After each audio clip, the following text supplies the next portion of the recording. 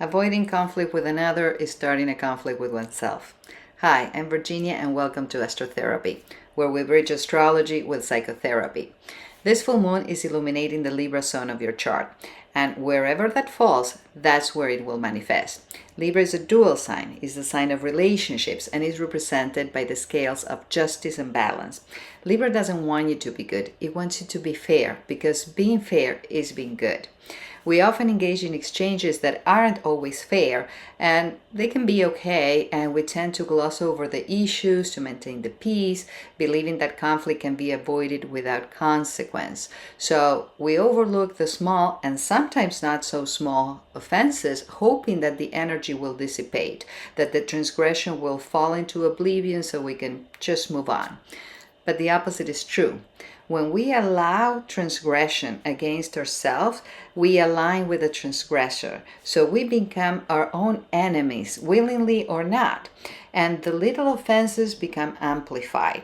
So as you keep the smile to the other, you start the frown to yourself. You become the enabler of the disrespect directed at you. You allowed a lack of consideration, perhaps from someone you love, and now you resent them. Or maybe you accepted mistreatment at work for the sake of your job, and now it feels like Monday morning every single day.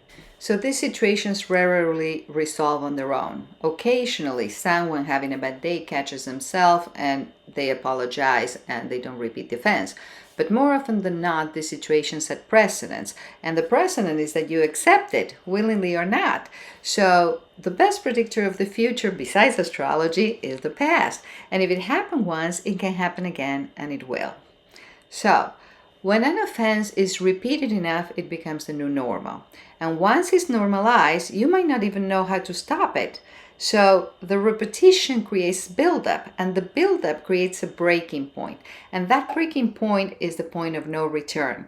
The moment you can no longer tolerate the offense, because by this time your care for the relationship, personal or professional, is compromised because it had come into direct conflict with the relationship that you have with yourself. Now, you might resent them, but now you also resent yourself. So the breaking point is both liberating and potentially destructive. The question is, how do we aim for liberation without the distraction? The Libra Full Moon opens a window to set the record straight. And this is not a green light to charge ahead like a ram, very dun-dun-dun-dun-dun, very stellium in Aries, though the temptation is real.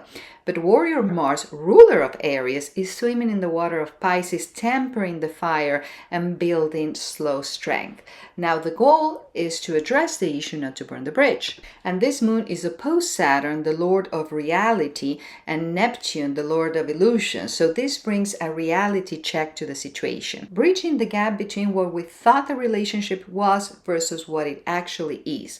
And Venus, ruler of the full moon, is in a square with Pluto, the lord of transformation, challenging us to change, and is also in square with Juno, the asteroid of partnerships. So we are being challenged to transform the way we relate. Now, the other party may resist. Not only they have accustomed to the dynamic, but they benefit from it. So they may not be ready to change. And with Mercury, the messenger, in an aversion with the full moon, we might have a blind spot. So we might not know what to say or how to go about it.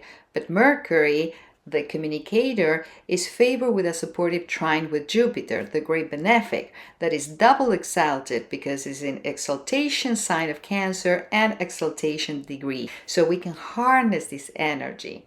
So how to handle? Well, step 1, get clear. Be very clear in your own mind about the injustice at hand, because if you're still dragging self-doubt from upbringing or self-limiting beliefs, you won't convince anybody else of your value until you start believing it yourself. So imagine the offense happening to someone that you love. Sometimes that's easier to detach and see the situation objectively. Second step, see the person or the situation as your teacher, showing you exactly where you need to work and where you need healing. This is a blessing in disguise, and if you see it from that wider perspective, you can forgive both yourself and the other. But forgiveness is not forgetting. Step 3, Embody the version of yourself that knows better. Sometimes this looks like fake it till you make it. Ask yourself, how would someone that you respect would handle this? If someone is disrespectful, a simple excuse me puts on the brakes. It makes them pause and reconsider what they say or how they say it. And if it persists, you're not responsible for their actions. You don't have to engage. Silence speaks louder than words. And don't be afraid to maintain eye contact. It conveys courage. Your unresponsiveness is not because you're afraid, but because you refuse to relate at that level. And if things escalate, you can always walk away. Step 4. In professional settings, master the art of non-reaction. I understand that this is far easier in personal settings than when the other person is an authority figure and you have to pay your bills.